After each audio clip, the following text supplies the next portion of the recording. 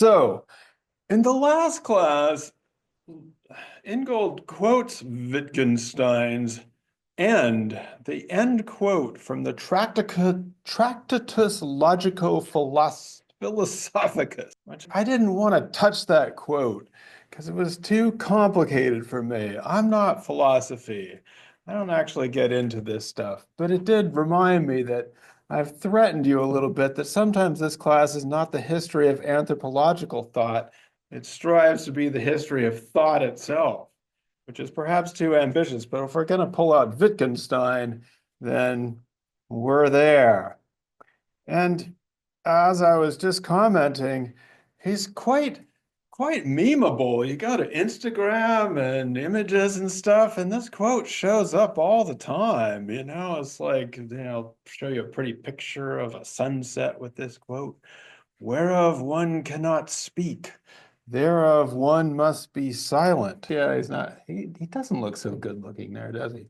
Anyway, 1922, a little weathered and getting philosophically beaten down, maybe. This quote, it turns out, is super famous. Had you heard it before? No, me either. It's become one of the most quoted philosophical statements of the 20th century. Yeah, trying to figure out what it means. Apparently, it has to do with this idea that you're trying as an academic, as a philosopher, to establish the boundaries of what can be talked about and should be discussed in a class and should not be discussed. So if you can't speak about it, apparently Wittgenstein himself changed his mind as he went along and went a different direction as he got older, but it still remains one of these most famous quotes of the 20th century philosophy, whereof one cannot speak, thereof one must be silent.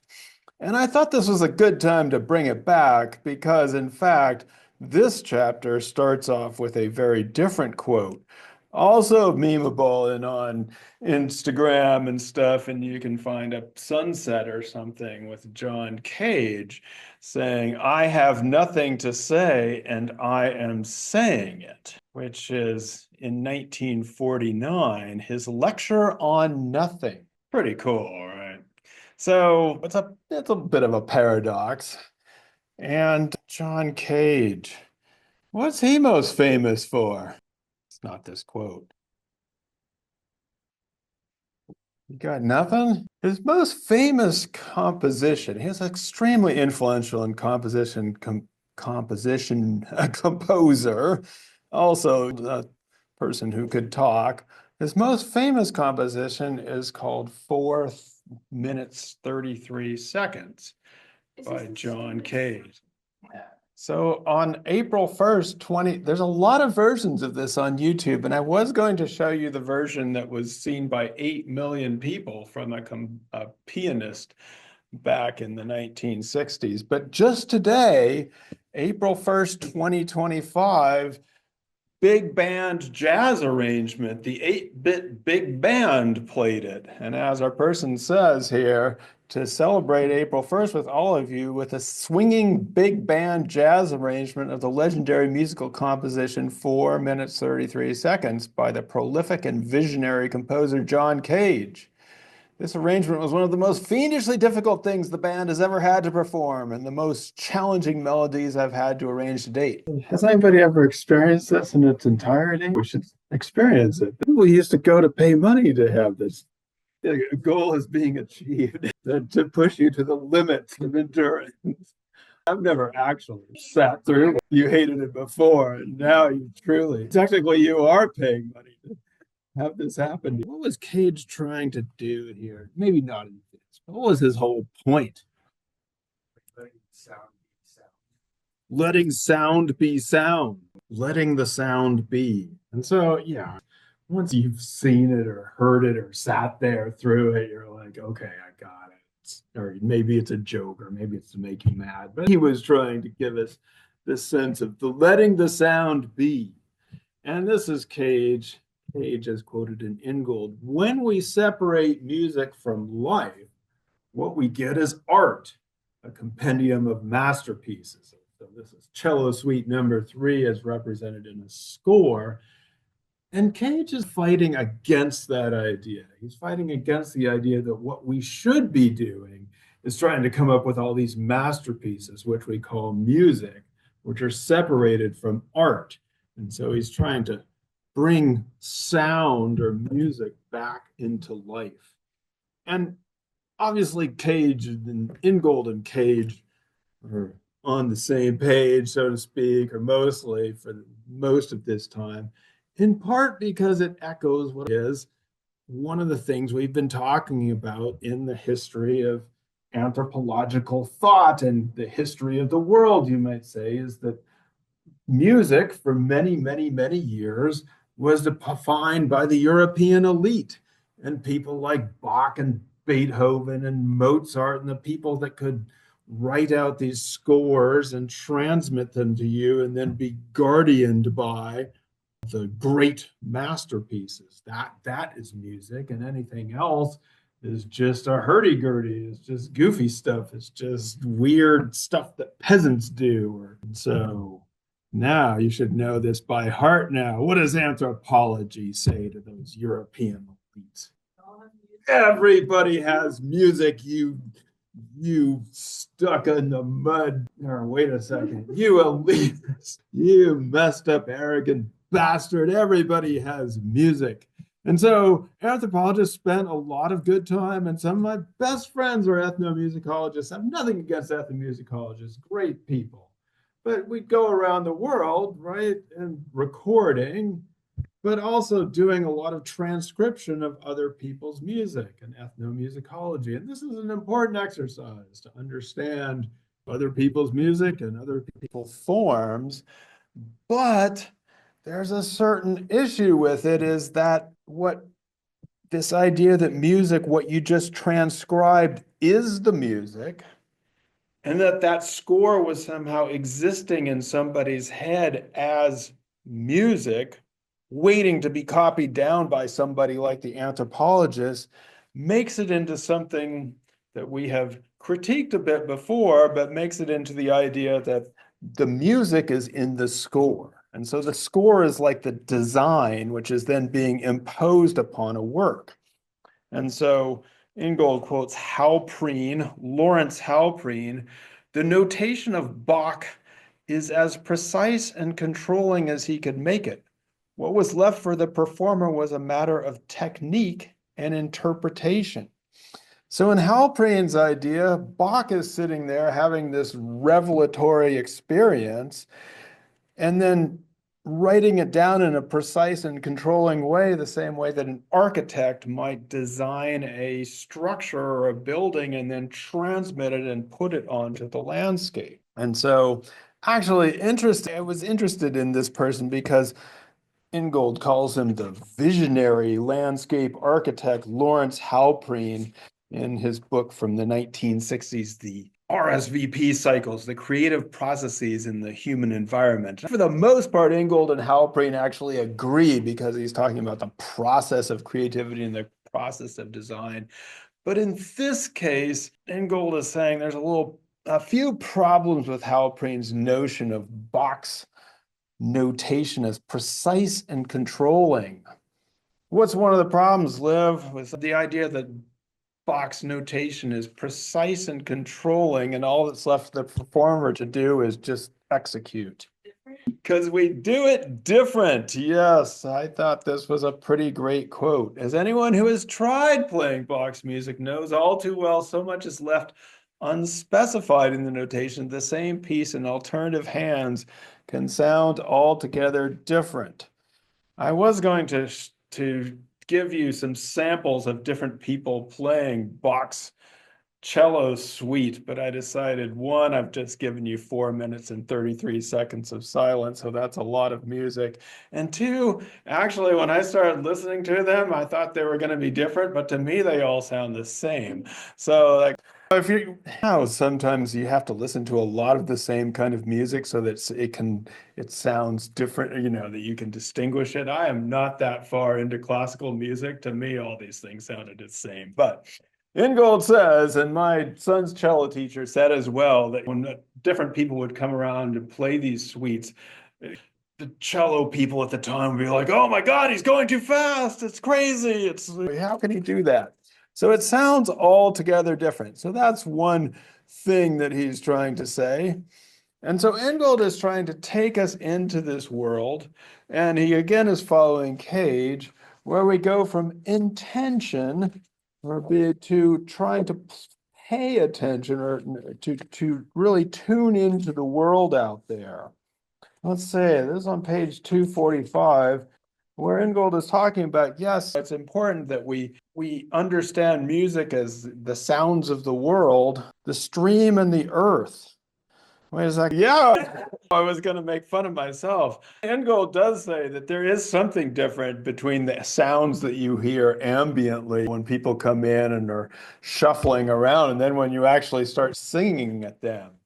He says that then you are trying to demand your attention, just like me in class. What? Yeah. How do you know that? Because he said crisp. Is that what they say? Oh my gosh, they're eating crisp packets. Yeah. It's all making sense.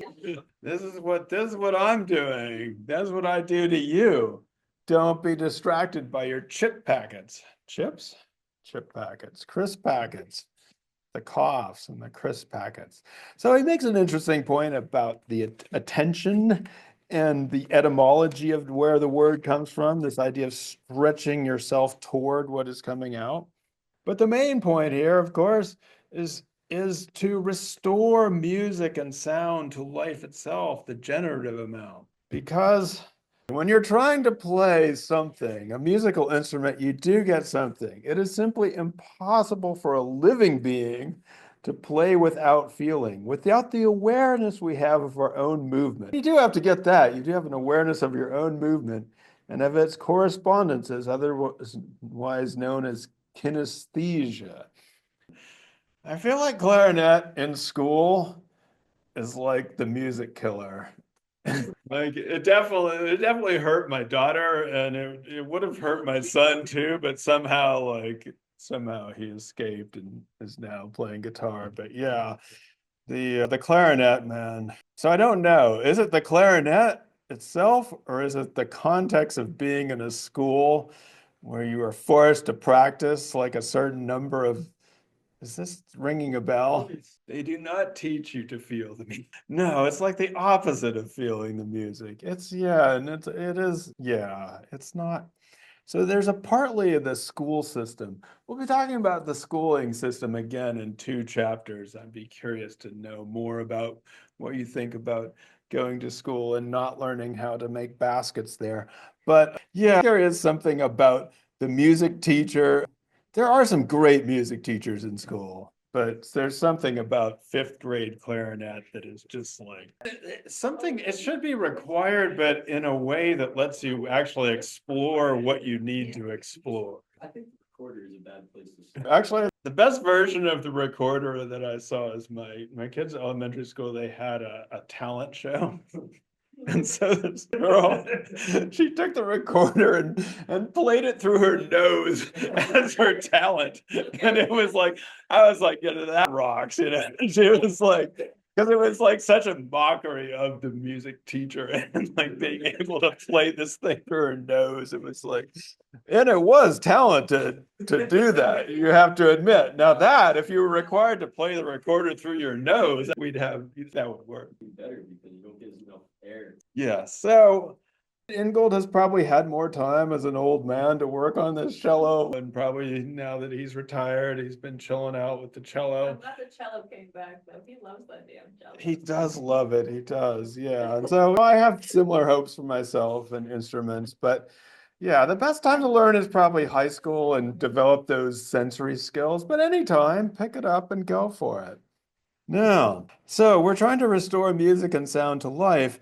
Ingold sort of gets down on musical scoring, what he calls the silence of the score. Yeah, I was thinking about guitars when I was thinking about some of you guitar people, and guitars are notorious for not being able to read music. Like there are very few of them who can, and they're suspicious if you do. If you can, you're looked at suspiciously, but Yeah, but you know, it works. And so there's something about the guitar that breaks you out of this score.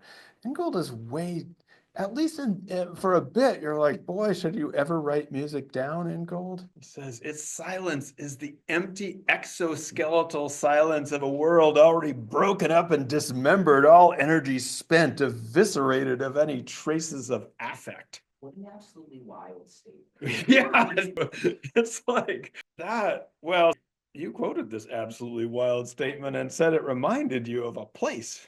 Yeah, the exoskeletal silence of a world already broken up and dismembered, eviscerated of any traces of affect. Why? It is a little dramatic, but it is a time when you need some big words. You do like, oh yeah, I like those big words. Those are exoskeleton. No, he talks a lot in here about how the skeleton is in our form of the skeletons is articulated in a form of joining up.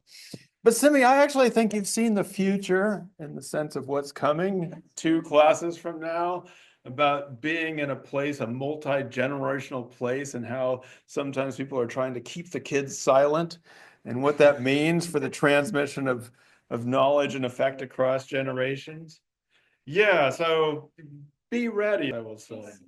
We're going to talk about that when we're talking about the basket weaving, which is coming up in 2 chapters. 2 chapters from now, we're talking about the baskets and weaving things together, and we'll be talking about the generation. So you have seen the future, the places that are drained of life in the next generation, but have you seen the now? Now, it says here, though, that then he takes it back a little bit. He says there's another kind of silence, a silence of something that happens right before the world was about to explode, right before the performance. The world on the verge of exploding. Yeah, I had to specially do that. Another kind of silence is just the opposite, is the silence of a world so compressed, so concentrated, so tightly knotted that nothing can move. A world on the verge of exploding.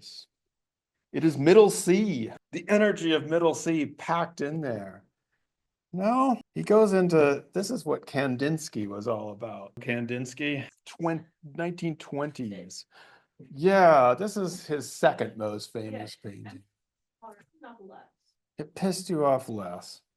Yeah, no, it's good stuff. And Kandinsky was very interested in this idea of the energy that can be concentrated in the score. And so Ingold then talks about how Bach, when they were doing the composing, and it turns out it was probably Bach's wife who was writing all this stuff down, and like that energy was actually very potent. And it made me remember a very famous scene from Amadeus. You guys ever seen Amadeus? That one too. This is very important to your life.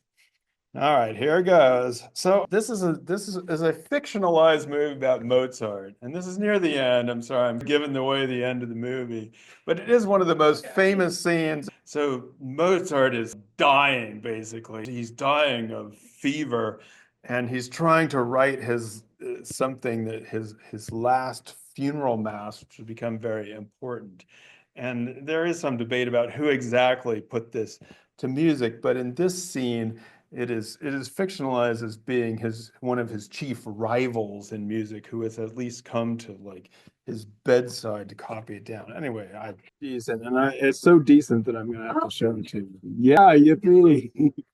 And this person actually on YouTube somehow put the movie scene together with the actual score, which is I was very impressed with this. So that was as close as I could come to this description of Bach and Anna Magdalena Bach, who's like writing all this stuff down while Bach's there. Bach obviously is genius, but Anna Magdalena is also genius to be able to capture that in some way. And so Ingold says that far from inheriting, this is on page 251, far from inheriting from Bach a comprehensive set of specifications, we find ourselves tending the garden that he and Anna Magdalena planted together, a garden that will continue to grow for as long as their music is performed. The idea is that they did this thing and we continue to elaborate on it.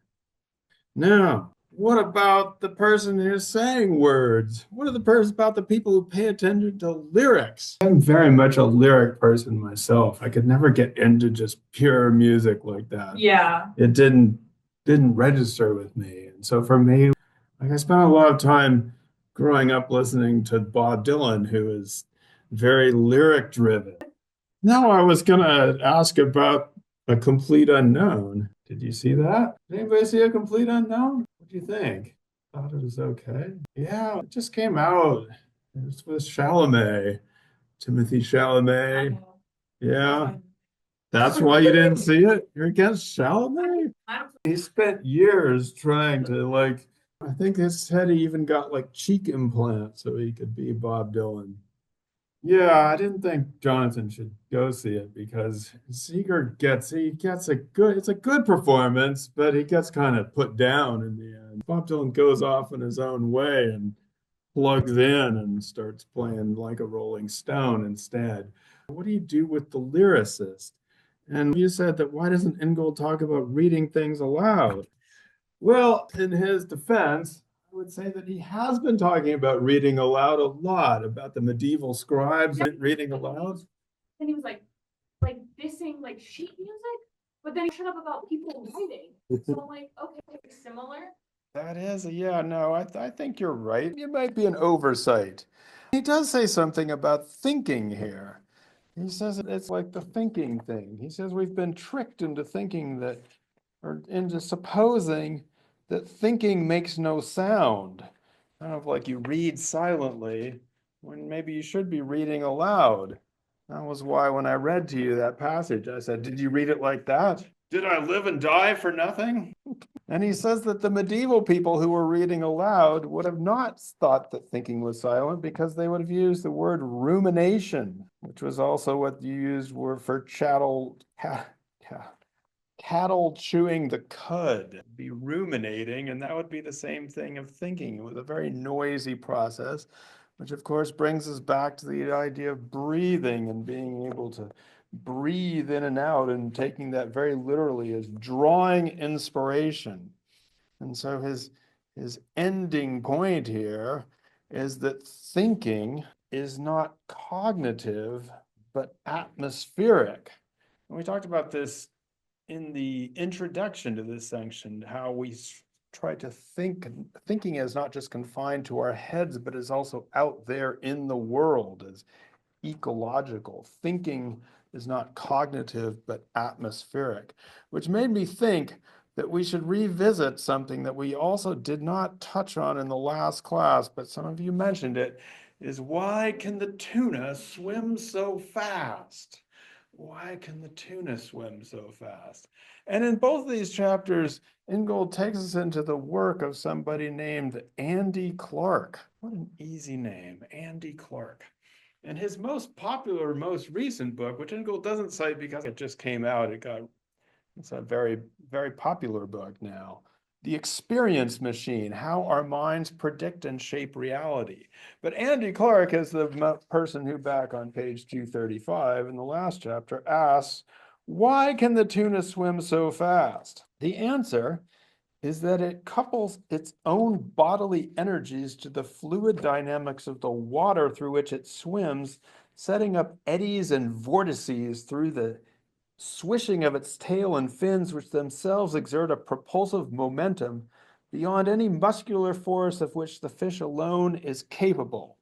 So basically the idea is the reason the tuna can swim so fast is with its tail and its fins, it sets up the conditions in the water that it can go faster than it can go just by itself with its own, you just went like this kind of, without setting up those eddies and vortices. And so in the same way, we go back to this thing in here, and he does Andy Clark again, which is in the last pages where he talks about the thinking part. Thinking is not this. This is on page 253. Thinking is not an exclusively inside the head operation confined only to the brain, but is facilitated by the wideware, that's Clark's phrase, of a mind that extends across brain, body, and instrument. So the idea is just like the tuna is not just swimming itself, it's fish in water swimming.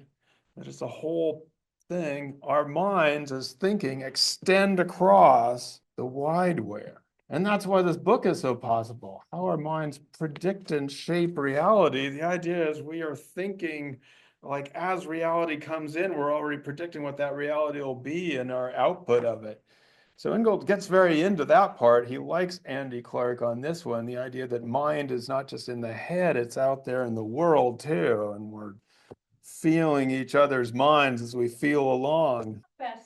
Manifesting, yeah. There is one, though, Ingold gets very into this, but you can probably guess he does have a critique of Andy Clark. You can probably guess what his critique is just from the title. Yeah. Humans aren't machines. Humans aren't machines, that's right. And neither is the tuna. It's not a machine. The tuna is not a machine, it's a living being. Exactly, it's not machine, it's too machine. And so Ingold says the fish in the water is a whirl, going whirling along. We haven't read the chapter of life in a whirl yet. We'll go back to that.